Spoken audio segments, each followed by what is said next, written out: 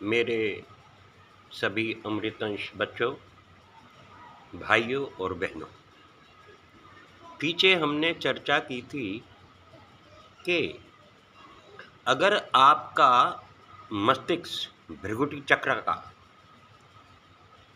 अंधेरा दूर नहीं हो रहा है तो आप एक तारे को, ध्रुव तारे को या चांद को देखें तो आपको उसके इर्द गिर्द नीली रंग की एक चादर सी, हल्की सी रुई की तरह या बादल की तरह नज़र आने लगेगी। और चांद आपकी जब लगातार आप देखेंगे तो चांद आपको ऐसे लगेगा जैसे चल रहा हो, मूवमेंट कर रहा हो, और तारा भी आपको ऐसे ही लगेगा कि मूवमेंट कर रहा हो। लेकिन अगर इसमें भी आपको सफलता नहीं हो पाई है, नहीं मिल पाई है, फिर भी आप चिंता ना करें।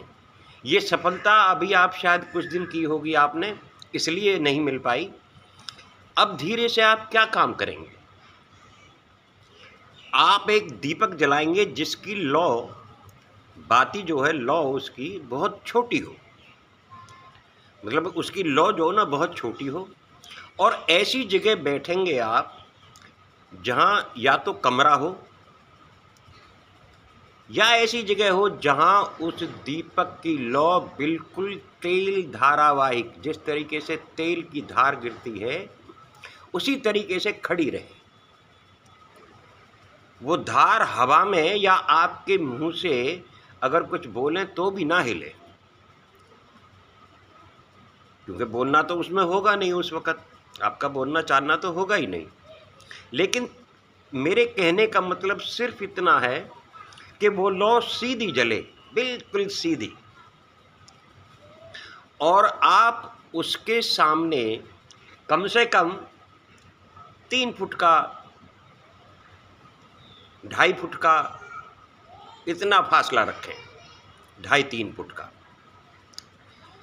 और उस फासले पे आप बैठ जाएंगे, आसन लगाएंगे बाकायदा और सहज बैठेंगे, बिल्कुल सब कुछ हर तरीके से निश्चिंत होके सहज बैठेंगे। किसी भी तरीके से बैठिए आप। आपने क्या करना है अब? आप अपनी आँखों को, दोनों आँखों को उस लौ के ऊपर, उस ज्योति के ऊपर केंद्रित कीजिए, और इस बीच में आप पलक बिल्कुल नहीं मारेंगे। पहले तो पलक मारने की आपके लिए छूट थी ना, कि आप 1-2 मिनट देखिए, फिर दोबारा खोल के दोबारा शुरू कर सकते हैं।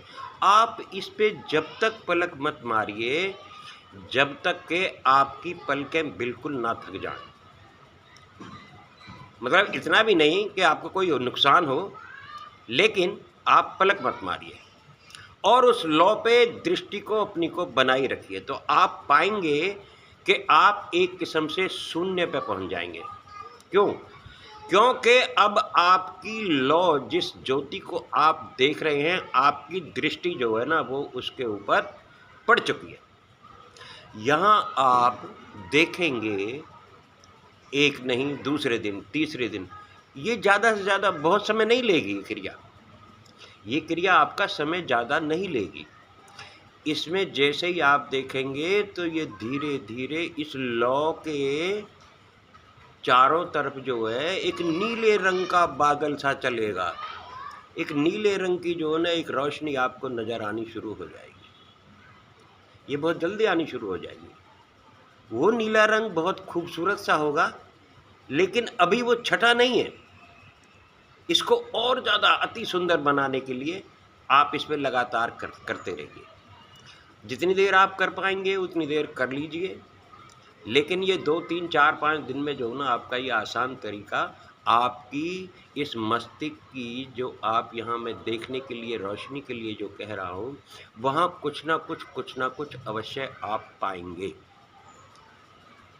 वहाँ नीले रंग की अगर आपकी ये खुल जाती है तो आप, जो आपकी शुद्र अवस्था है, जो शुद्र की अवस्था है आपकी, जहाँ आप भजन कर ही नहीं सकते, जहाँ भजन शुरू ही नहीं होता आपका, वो आपकी धीरे से समाप्ति की तरफ चल देगी और ये रोशनी जो है ना, ये आपकी आगे बढ़नी शुरू हो जाएगी और आप वैष्णव अवस्था में आने शुरू हो जाएंगे।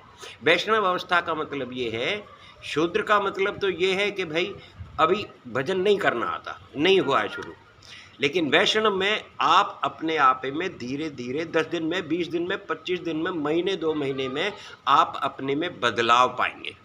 अपने में भी बदलाव पाओगे आप, आपके बोलने में, चालने में और गुस्से में, तो दूसरी चीज़ों में बदलाव पाएंगे आप ज़रूर।